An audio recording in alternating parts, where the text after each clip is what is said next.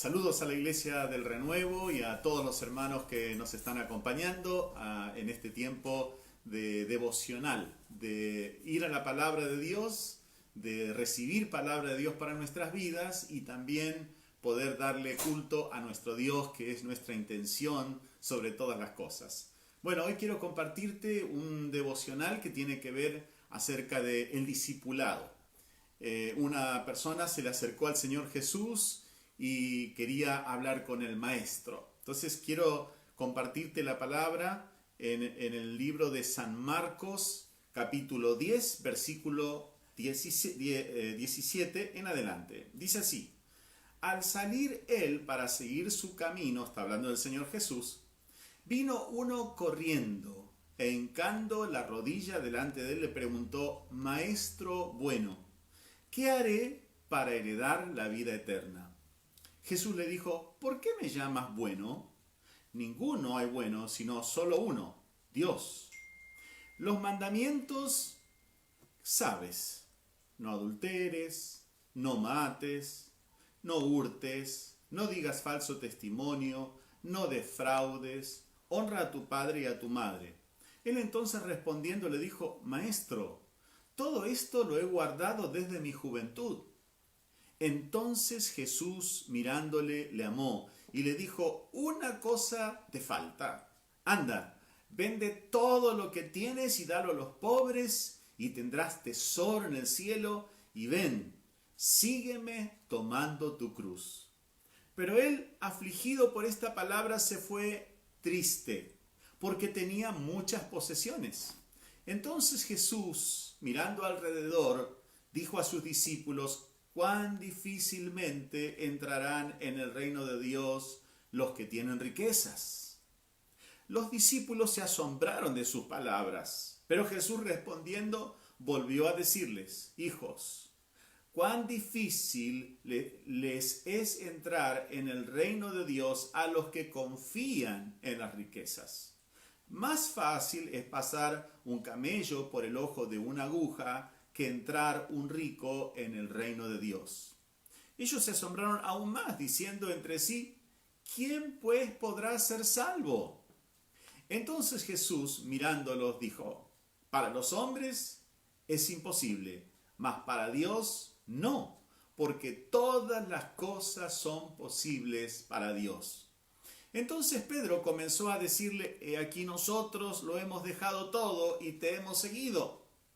Respondió Jesús y dijo: de cierto os digo que no hay ninguno que haya dejado casa, o hermanos, o hermanas, o padre, o madre, o mujer, o hijos, o tierras, por causa de mí y del Evangelio, que no reciba 100 veces más ahora en este tiempo: casas, hermanos, hermanas, madres, hijos y tierras, con persecuciones, y en el siglo venidero la vida eterna.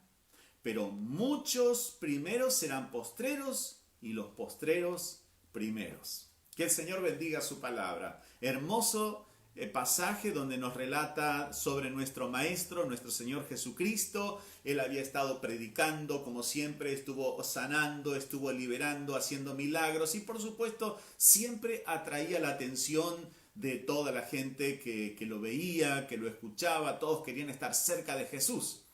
Y un joven que pasó por ahí, dice la Biblia que vino corriendo e hincando la rodilla delante del Señor, le preguntó: Maestro bueno, ¿qué haré para heredar la vida eterna? Evidentemente, esta persona que se acercó al Señor Jesucristo quería saber, había escuchado las palabras del Señor Jesucristo, había escuchado el mensaje de el reino de Dios ha llegado a vosotros, como decía el Señor Jesús.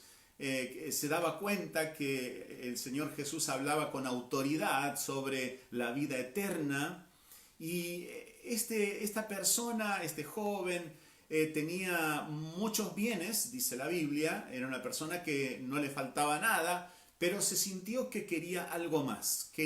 No estaba satisfecho a pesar de que tenía sus bienes, sus riquezas y todo eso, pero algo, un vacío tenía en su interior.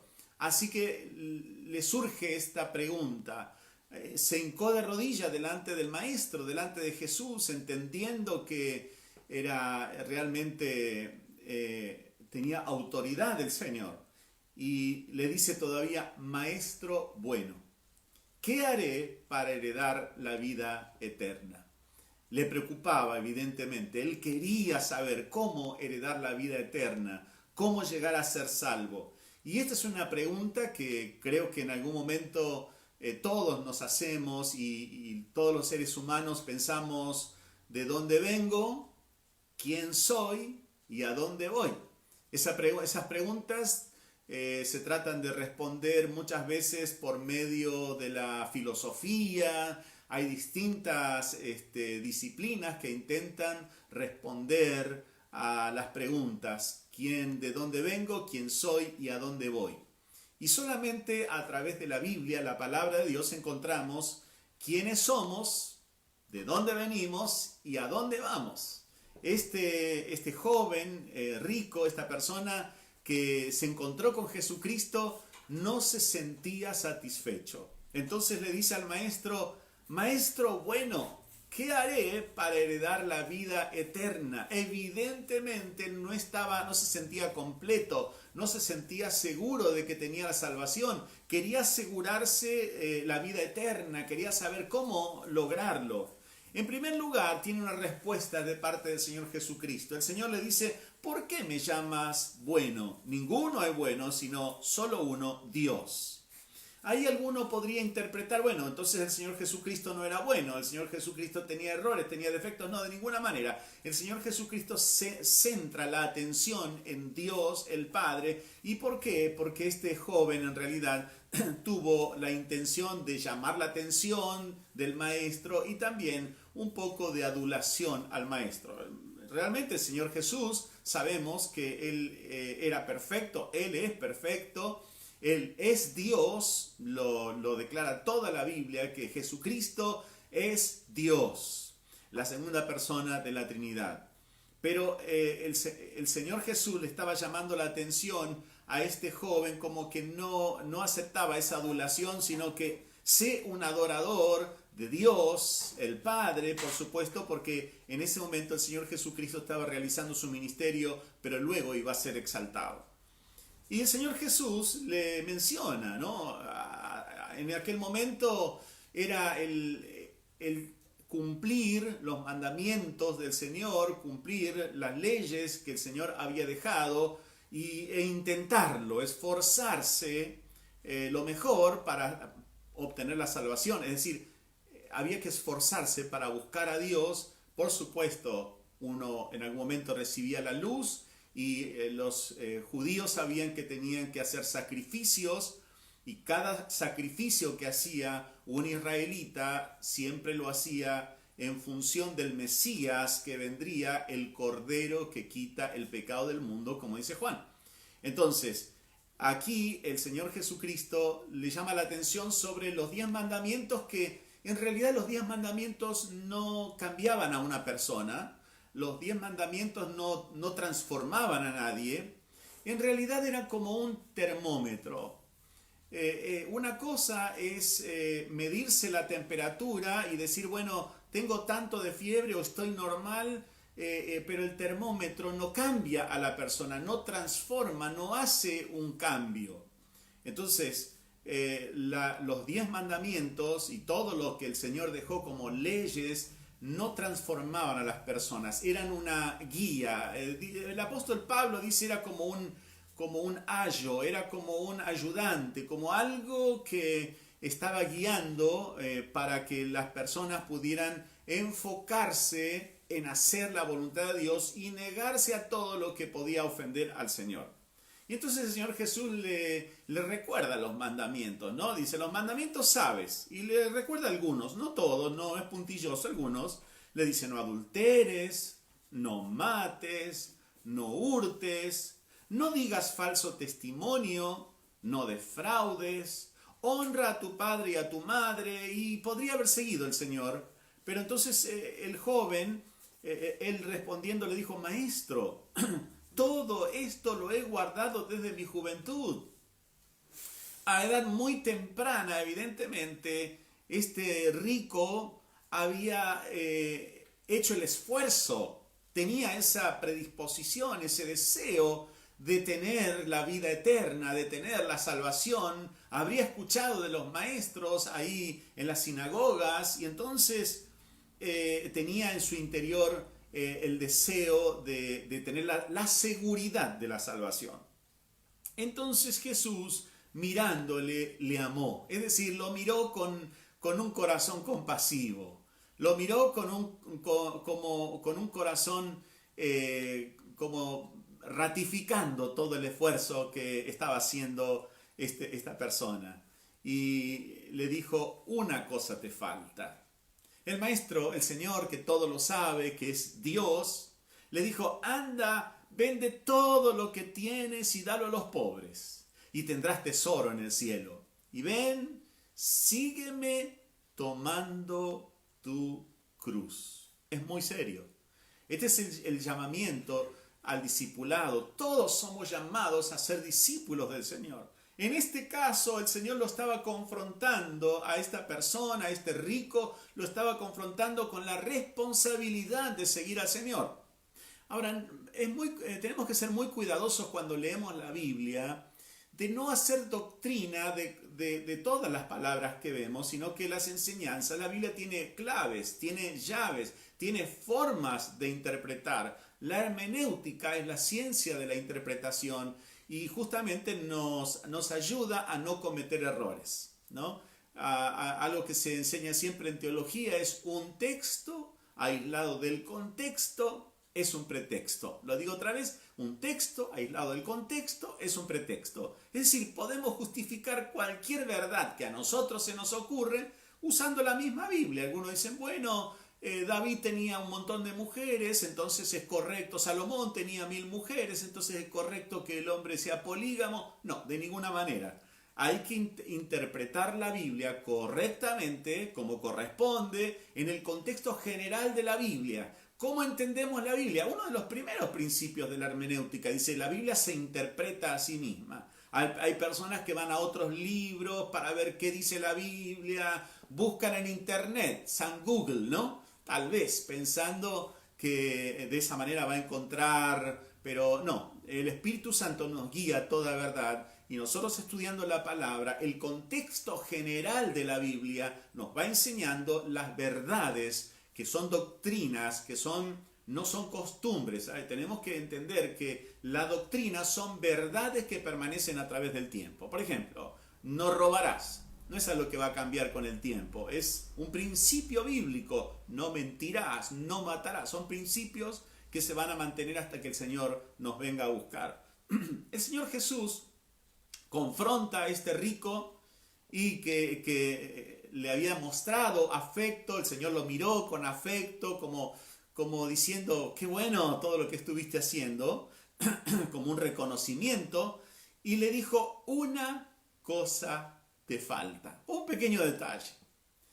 ¿Vieron que hay personas que son tan buenas, personas que son tan agradables? Yo no sé si conociste personas tan buenas, tan agradables, personas tan simpáticas, ¿no? Y decís, lo único que le falta, me decía una hermana una vez, dice, no, tengo una pariente, dice que es tan buena, lo único que le falta es ser cristiana. Bueno, le falta todo, ¿no? Podemos ser buenos, podemos ser personas muy amables, podemos ser muy generosas si no tenemos a Cristo, nos falta todo. Y el Señor Jesús confronta a este rico, un rico que ustedes saben cómo es. Nosotros estamos en un contexto latinoamericano, Argentina y lo que es Latinoamérica, ustedes saben, un alto índice de pobreza, pero cuando uno mira otras culturas donde económicamente están mucho mejor, estamos hablando por allá, por la zona europea, personas que están muy bien económicamente, tienen su confianza puesta en el dinero, en lo que ellos han construido, y eso le da una cierta sensación de seguridad para enfrentar cualquier situación que les toque de dificultades. Bueno, puedo enfrentarlo confiado en mis riquezas o en los bienes o los recursos o contactos que tengo, pero la Biblia nos habla que solamente Jesús es el camino. Jesús mismo lo dijo: yo soy el camino, la verdad y la vida. Nadie viene al Padre, es decir, nadie recibe la salvación. Nadie viene al Padre sino por mí, dijo el Señor Jesucristo. Así que en esto el Señor Jesucristo confronta a este joven que aparentemente quería ser discípulo del Señor. Y él lo que quería, más bien, cuando empezamos a analizar en profundidad, este joven rico lo que quería era aparentemente tener la certeza, tenía ya dinero, tenía una cierta tranquilidad, eso le generaba tener amigos y una posición social. Ahora también quería tener la salvación, ¿no? Parece que tenía esa preocupación. ¿Qué he de hacer para heredar la vida eterna?, le decía al Señor. El Señor le dice: bueno, están los mandamientos. Y si el joven se defiende, el rico dice: desde mi juventud he guardado estos mandamientos. Bueno, el Señor le dice: te falta una sola cosa. Otra vez vuelvo. Una persona puede tener un montón de virtudes, pero si no tienes a Jesús, si no tiene a Jesús, no tiene nada. Le falta todo, porque Jesús es la vida. Podemos ser religiosos, pero la religión no transforma. La religión lo que hace es como una especie de maquillaje de las personas. Es por fuera, pero no transforma. Es Cristo en nosotros la esperanza de gloria. Cuando Jesús viene a nuestro corazón, Él quita las cosas más terribles de nuestra vida y Él viene a vivir a nuestro corazón, y por el poder de la presencia de Dios, el Espíritu Santo en nuestras vidas, podemos vencer al pecado, podemos tener una vida santa, una vida que agrade a Dios, una vida de bendición, una vida transformada. Usted sabe bien, hay muchísimos terapeutas, muchas personas que hacen muy bien en la sociedad, y tenemos psicólogos, tenemos psiquiatras, distintos tipos de terapeutas. Bueno, proponen distintos tipos de ayuda de acuerdo a su capacidad, a su alcance, pero no puede transformar la vida de las personas. En cambio, cuando uno va a lugares donde las personas están atadas por vicios, o personas que han estado en la delincuencia y de repente se han encontrado con el Señor Jesucristo y su vida fue transformada. No fue poner un parche, ¿no? No es poner un parche, es todo nuevo, como dice la Biblia, que si tenemos a Jesús en Cristo, somos nuevas criaturas, las cosas viejas pasaron y aquí todas son hechas nuevas. Eso es lo que el Señor quería para este rico, y le dice: una cosa te falta, una cosa. Bueno, habrá dicho: ¿qué es lo que tengo que hacer? Ya hice tantas cosas, me ocupé en no hacer un montón de cosas. Bueno, ¿qué me faltará? El Señor le dice: anda, vende todo lo que tienes y dalo a los pobres y tendrás tesoro en el cielo. Y ven, sígueme tomando tu cruz. Terrible. Esto fue terrible. Esto fue, la verdad, un golpe. Fue como una patada, ¿no? No, este rico no lo podía digerir. Él quería la vida eterna. Pero aquí el Señor Jesucristo nos confronta con esta verdad. Aquel que tiene a Jesús en su corazón debe darle el lugar, el trono de su vida. Dios tiene que ser el número uno en nuestras vidas, el Señor de nuestras vidas. Y entonces nosotros podemos decir que tenemos la vida eterna, Jesús en nuestro corazón. Dice la Biblia, ¿cuál fue la reacción de este joven rico? El Señor le dice: vende todo lo que tienes, dalo a los pobres, tendrás tesoro en el cielo, y ven, sígueme, escucha bien, tomando tu cruz. Todavía, en la antigüedad, cuando alguien tomaba su cruz, en la época del Señor Jesucristo, cuando alguien tomaba su cruz, estaba simbolizando que iba a ir a ser crucificado. Cuando el Señor Jesús cargó su cruz, no era para trasladar una madera, era porque estaba llevando su cruz donde iba a ser crucificado. ¿Qué le estaba queriendo decir el Señor? Sígueme tomando tu cruz. Tenés que entregarlo todo. Tenés que crucificar tus pasiones, tus deseos. El discipulado implica que le entreguemos todo al Señor. ¿Qué es lo que hizo este joven rico? Él, afligido por esta palabra. Imagínense, el Señor le recomendó que vendiera todo lo que tenía. Afligido por esta palabra, se fue triste. Qué tremendo, ¿no? Tuvo que elegir: ¿sigo al Maestro? ¿Soy un discípulo de Jesús? ¿O me voy con mis riquezas aunque me falte la vida eterna? Y él optó. Él se fue triste. Dice, porque tenía muchas posesiones. En otras palabras, Dios no era el amor número uno en su vida. El Señor Jesucristo, yo no sé si lo hizo a propósito o por qué, el Señor le cita algunos mandamientos, pero no le cita el número uno, el principal. Amarás al Señor tu Dios con todo tu corazón, con toda tu mente, con todas tus fuerzas. No se lo dijo. Le dijo, no hurtarás, no dirás falso testimonio, no matarás. Todo no, todo lo que es negativo, lo que no debemos hacer. Pero es como que el Señor se retuvo y no dijo, amarás al Señor tu Dios, porque le iba a enseñar algo. Entonces, aquí este joven prefirió sus bienes porque no era Dios el número uno en su vida. No era el amor de su vida. Está muy claro. Él desde su juventud fue un religioso. Trató de cumplir, trató de hacer las cosas lo mejor posible, pero le faltó lo más importante, un pequeño detalle. Le faltó que Dios fuera el amor número uno de su vida. No estoy hablando en contra de las riquezas no son malas. La riqueza no es ni mala ni buena, los billetes no son ni malos ni buenos. Se pueden hacer hospitales con el dinero y también se puede pagar a alguien para dañar o matar a otra persona. O sea que el dinero es amoral, no tiene moral. No es ni malo ni bueno, pero el amor a ellos. Fíjense lo que el Señor Jesús aclara muy enfáticamente. Dice, entonces Jesús, mirando alrededor a todos sus discípulos, les dijo, cuán difícilmente entrarán en el reino de Dios los que tienen riquezas. Claro, los discípulos se asombraron de sus palabras. ¿Qué está diciendo el Señor?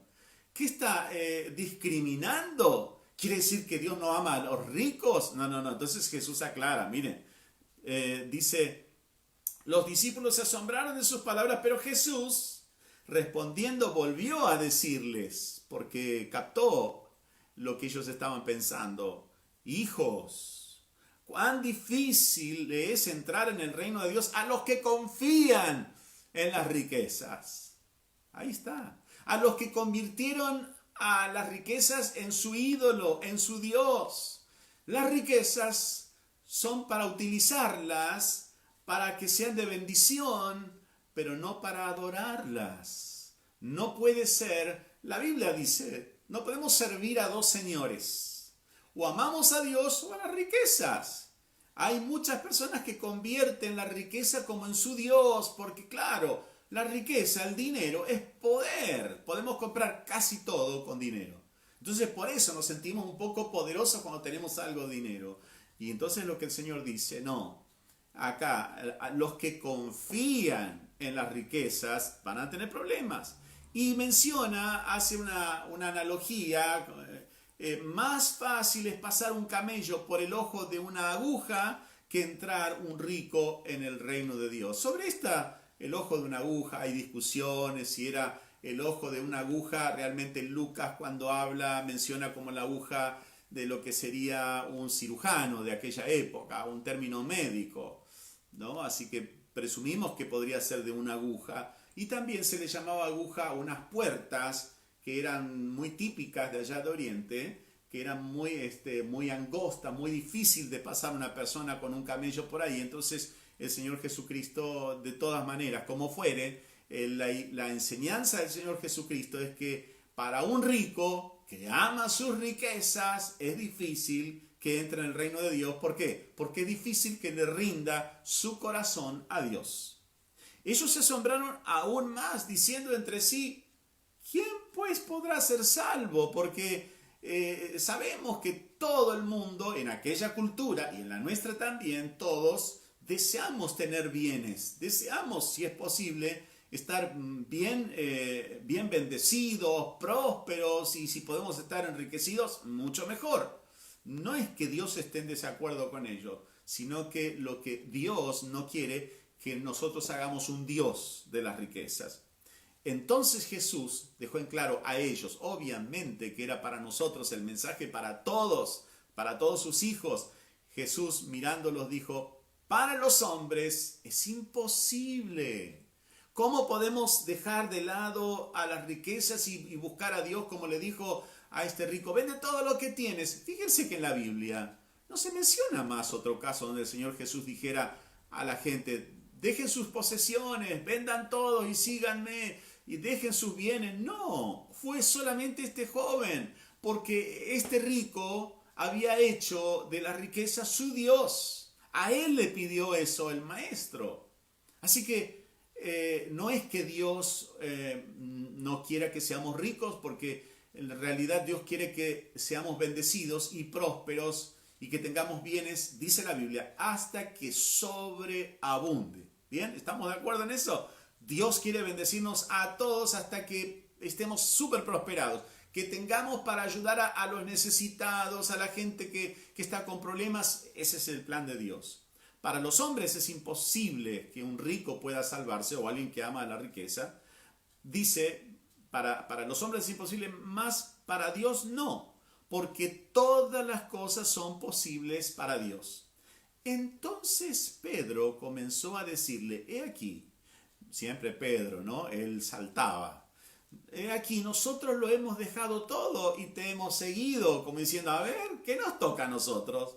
Respondió Jesús, entendió lo que decía Pedro y dijo, de cierto os digo, o verdaderamente, que no hay ninguno que haya dejado casa o hermanos o hermanas o padre o madre o mujer o hijos o tierras por causa de mí, del Evangelio, que no reciba 100 veces más ahora en este tiempo. Es decir, la bendición de Dios está sobre aquellos que renuncian a cosas por el Señor. Dios te va a bendecir, Dios te va a restaurar, te va a fortalecer. Eso es lo que dice Jesús.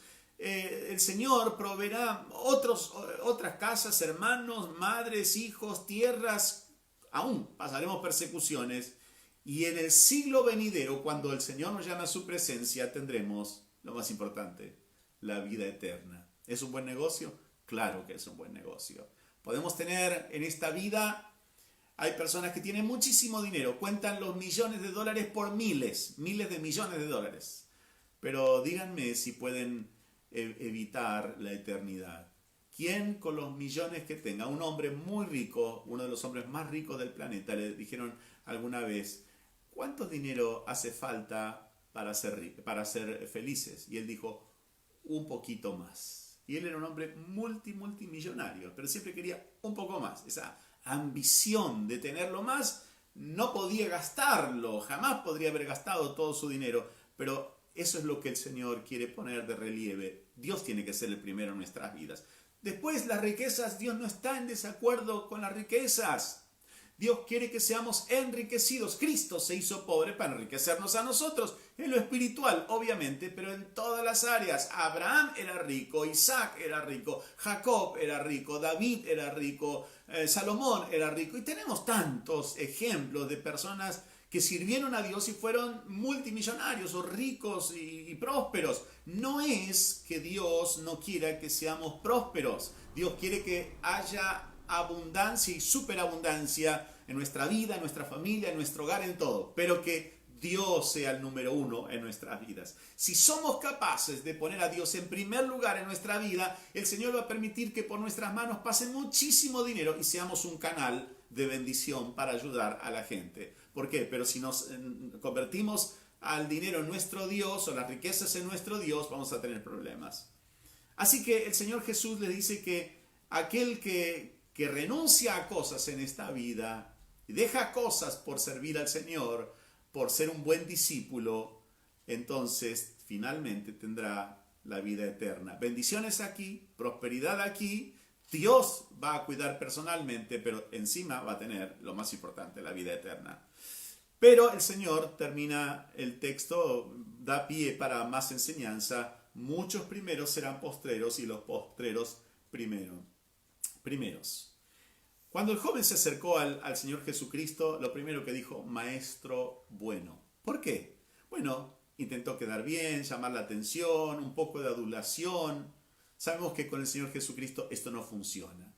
Porque dice la Biblia que Dios no mira lo que mira el hombre, porque el hombre mira lo que está delante de sus ojos, pero el Señor mira el corazón. Dios sabe lo que tenés en tu corazón, lo que yo tengo en mi corazón, Dios lo sabe. Entonces Él nos da a cada uno de acuerdo a lo que hay en nuestro corazón. Entonces los bienes materiales pueden llegar a hacernos de tropiezo si no ponemos a Dios en primer lugar. Primera de Timoteo 6:10, miren lo que dice, porque raíz de todos los males es el amor al dinero. No dice raíz de todos los males es el dinero, dice es el amor al dinero, el cual codiciando algunos se extraviaron de la fe y fueron traspasados de muchos dolores. Es decir, la persona que se vuelve avara, ambiciosa por el dinero y descuida la comunión con Dios va a ser traspasado de muchos sufrimientos, muchos dolores. Dios no pide mucho de nosotros, Dios pide todo, porque Él nos creó y encima nos compró con la sangre preciosa de Jesucristo. Así que Jesús es nuestro Salvador, pero también es nuestro Señor y Él debe ser el Señor de nuestras vidas. Ahora, cuando Cristo es el Señor de nuestras vidas, Él cuida personalmente de nosotros. El favor del cielo está con nosotros. La bendición del Señor está con nosotros. Para ello debemos permitir que Dios sea el Señor y dueño de nuestras vidas. Mateo 22:37 cita el Señor Jesús, cita del Antiguo Testamento y dice, Jesús le dijo a una persona, amarás al Señor tu Dios con todo tu corazón y con toda tu alma y con toda tu mente. ¿Qué está queriendo decir el Señor? Que Él debe ser, Dios debe ser el número uno, el amor número uno en nuestras vidas. El discipulado es una entrega humilde, absoluta a Cristo y a su servicio. Este joven rico quería la salvación, pero quería congraciarse con Jesús más que nada. Quería, bueno, ya que soy rico, también quería aparentar que era un muy buen religioso, quería hacerse notar, pero cuando el Señor le dijo, vende todo lo que tienes, ¿no?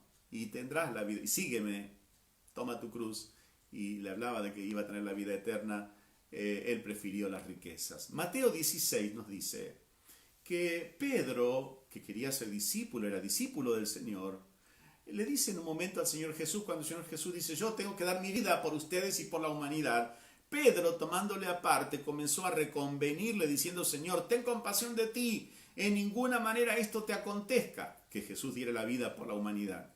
Pero él, volviéndose a Pedro, le dijo, quítate de delante de mí, Satanás, me eres tropiezo, porque no pones la mira en las cosas de Dios, sino en las de los hombres. Entonces Jesús dijo a sus discípulos, si alguno, presta atención, esta es la clave del discipulado para todos nosotros. Jesús dijo a sus discípulos, si alguno quiere venir en pos de mí, niéguese a sí mismo y tome su cruz y sígame. Porque todo el que quiera salvar su vida la perderá, y todo el que pierda su vida por causa de mí la hallará. Porque ¿qué aprovechará el hombre si ganare todo el mundo y perdiere su alma? ¿O qué recompensa dará el hombre por su alma? Ahí el Señor nos dice, prioridades. Dios debe ser el número uno en nuestras vidas. Cuando Dios es el número uno en nuestras vidas, me convierto en discípulo, en seguidor. Me convierto en alumno, en seguidor del Maestro, siervo del Señor. Entonces las bendiciones del Señor no se van a dejar, no se van a hacer esperar. Hay personas que van detrás de las bendiciones de Dios, cuando nosotros tenemos que ir detrás del Dios de las bendiciones. Amén. No pongamos la mirada en las bendiciones de Dios solamente. Miremos al Señor, busquemos la presencia de Dios y todas las demás cosas vendrán por añadidura. El Señor nos va a prosperar, nos va a bendecir, nos va a ayudar, nos va a restaurar todas las bendiciones del Señor vendrán sobre nuestras vidas como resultado de la obediencia de ser buenos discípulos del Señor. Debemos confiar que Jesús nos da la salvación, no por obras, porque nos portamos bien o tal cosa, sino porque Jesús pagó en la cruz del Calvario por nosotros. Debemos confiar que Él suplirá para todas nuestras necesidades. Él nos pide cosas, pero cuando nos pide es para luego darnos en abundancia. Él nos pide que seamos responsables, que seamos obedientes, que cumplamos con su palabra. Todo lo que Él nos pide no es para nuestro mal, es para nuestro bien. Cuando nos pide cosas que tenemos que ser responsables en cuanto al tema de honrar al Señor y la casa de Dios y todo con nuestros bienes, hay personas que se manifiestan y se ponen mal, pero Dios lo hace porque quiere bendecirnos, quiere suplirnos. Debemos renovar nuestro compromiso y nuestra dedicación al Señor como discípulos de Cristo. Alguno puede pensar, ¿no hubiera sido más conveniente recibirlo al joven rico sin pedirle nada? ¿No? ¿No hubiera sido más conveniente? ¿Para qué pedirle tanto? ¿No hubiera sido mejor aceptarlo y aprovechar sus riquezas para el reino? Era una persona ilustre, influyente. ¿No hubiera sido bueno tenerlo en el equipo? Alguno puede decir todo eso. Pero sabemos que si no tenemos a Cristo no tenemos nada. Jesús le quiso enseñar y le enseñó esa gran verdad.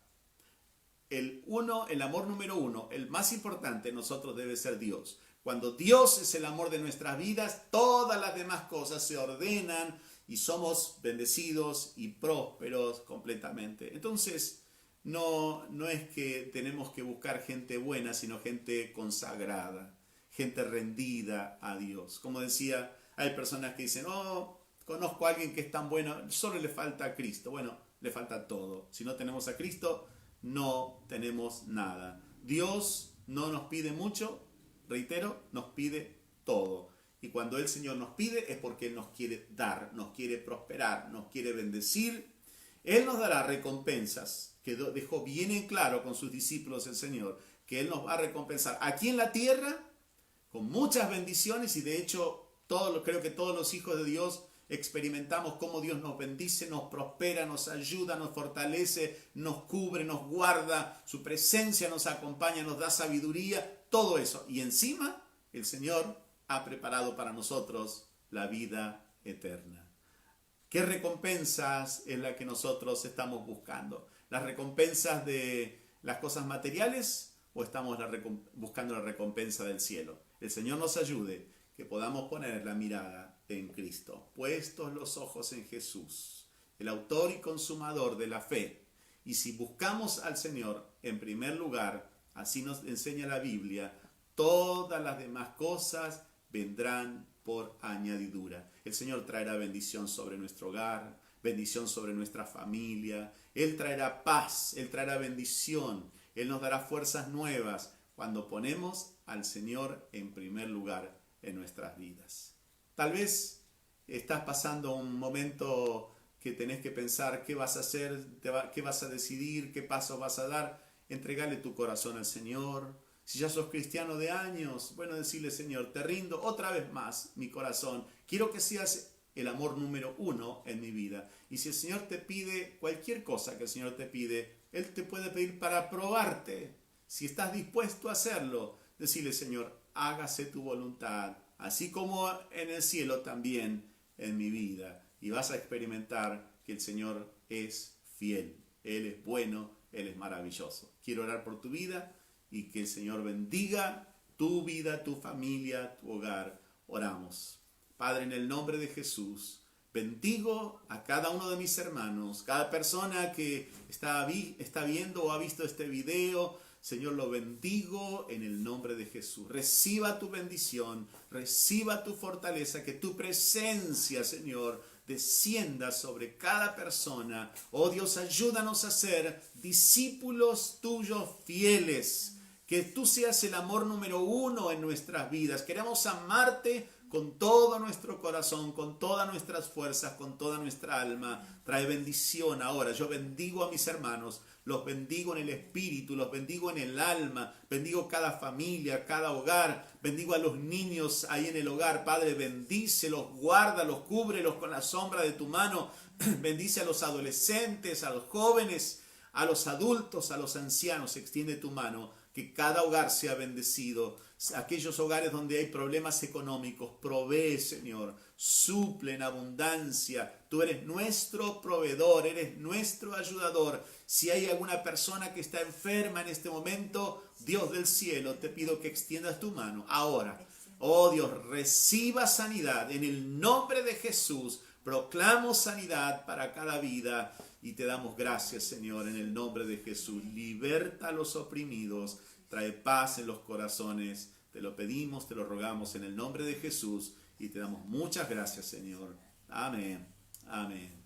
Si esta palabra te fue de bendición, te parece que puede ser de bendición para alguna persona que conoces, compartí esta palabra que pueda llegar a esas personas necesitadas. Dios te bendiga.